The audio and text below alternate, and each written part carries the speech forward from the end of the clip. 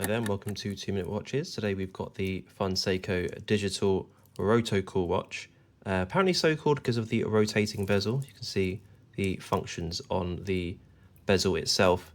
So for example, we have a time here, and then we can change, for example, to time set. And then you can set the time using these buttons here. And then timer, for example. So that's pretty cool. So you can just set it up there. Was it the other one? There we go. And then counter. It's actually not as easy to rotate as usual. I guess it's because I'm doing it with one hand. It'd be a bit easier if I'm holding the other hand. Stopwatch. There we go, nice and easy. Dual time. As you can see, it's like almost like a GMT vibe. And then you've got the daily alarm. And then the single alarm.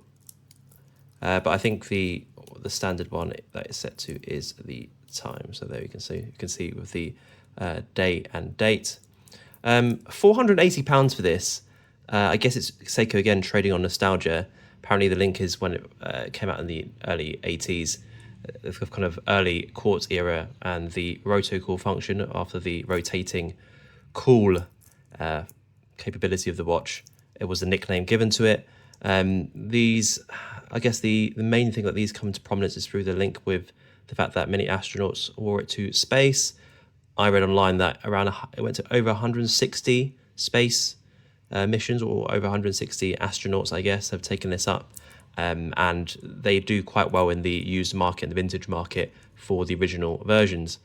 So there was a lot of hype and excitement that they actually created a modern reissue of these, as they tend to do, which is really nice, and I think it is really fun. The rotating bezel is a really cool function.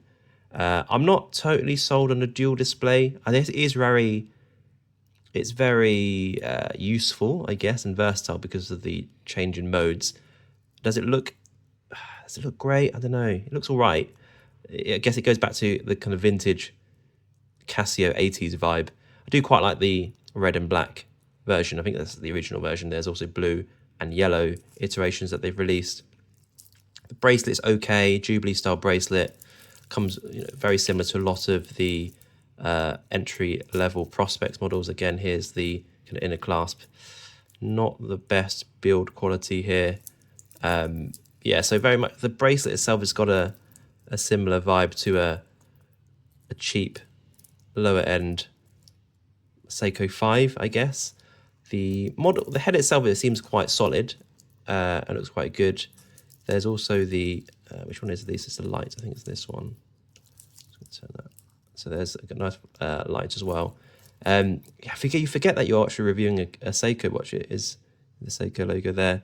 It does feel like a nice Casio, and then that's, I think, where the problem I have with the watch is that it's just too expensive.